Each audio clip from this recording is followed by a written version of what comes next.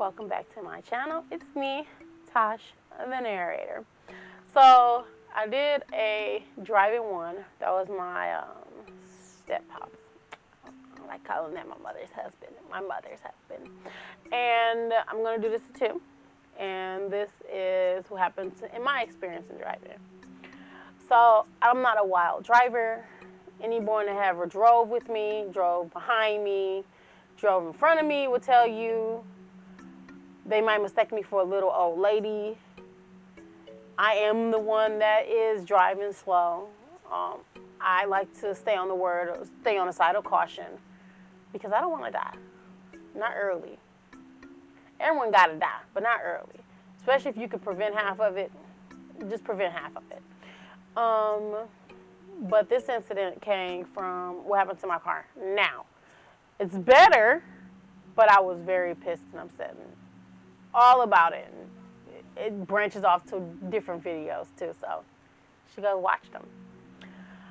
So, when it was a couple of years ago, it was a Sunday night.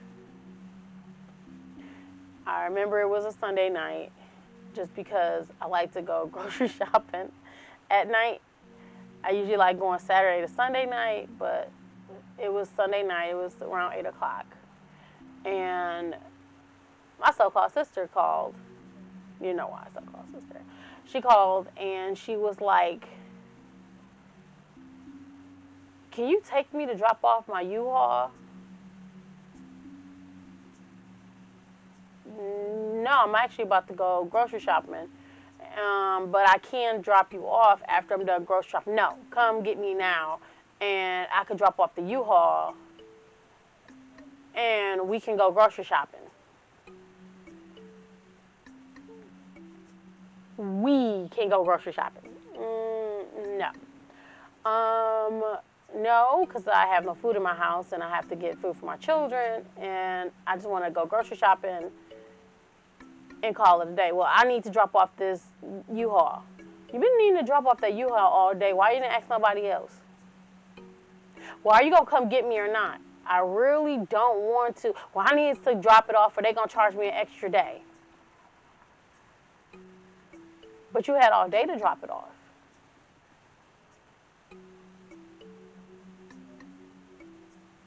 Well, I need somebody to drop it off now. All right, whatever. Okay, I'm coming now. Okay, then we can go grocery shopping. Like, hung up the phone. My daughter was like, I just wanted to go grocery shopping. I'm like, I did too. Only thing I wanted to do was go grocery shopping. So I drove, picked her up. She brought her daughter. And I drove to the U-Haul site. So she hopped in the U-Haul because I'm like, the U-Haul was there. Why do we have to? Well, I got to move it up. Okay. So hurry up and move it up. No, I got to wait for the engine to warm up. This was not. Our winter is different, but it was in winter. So she was like, just wait here and warm it up, and then I'm hopping the car. I don't want to drive. And I'm park the car, drop the keys off, and hop in the car. I'm like, whatever. So my daughter, my niece is in the backseat there talking or whatever. My rearview mirror, I'm always paranoid anyways. In my rearview mirror, I see a truck far sitting there swerving. Mind you, I am parked. I see it swerving. I'm like, what the heck is going on? Then I get a little bit straight, and they swerve again. And they get a little bit straight, and as they come in closer, I see that he went in and then around, so towards us. We're parked on the left-hand side. Well, no, it was the left or right. That was the right-hand side, excuse me. The right-hand side of the street. And before I was even able to say anything, I turned around. I told them, I said, brace. We about to hit into the back of me, pushed me out of the parking spot.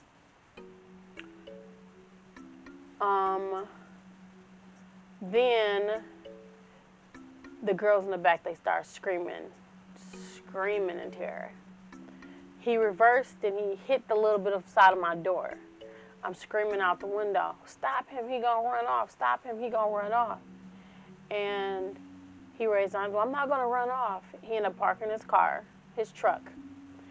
And it's like, "Oh my gosh, my foot got stuck underneath the brake. My foot got stuck underneath the brake." So the police came and the firefighters came. I was calling my manager, telling her I might not be able to make it to work because I got into a car accident. And at that time I had liability, just enough for the job. You can get what you can afford. And he had no insurance. None whatsoever.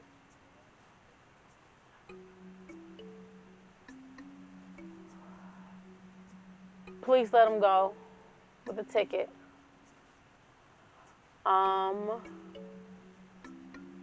And I had to stay there with my vehicle. It was still running, and my daughter was taken to the hospital. I was barely able to move this arm, but I couldn't drive off the way condition it was in. So I had to the police ran me to Walmart that was around the corner. I grabbed whatever bungees I could and bungeed up everything that I possibly could. I will insert picture.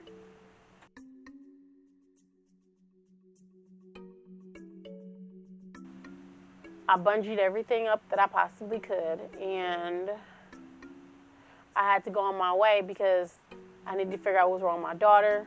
Earlier that year, she just had surgery on her hip. That's a long other story, but it broke out the growth platelet, and it was just bad. So x-rays, they was like, the screws looked good. They didn't see anything. They just said her ankle looked a little swollen.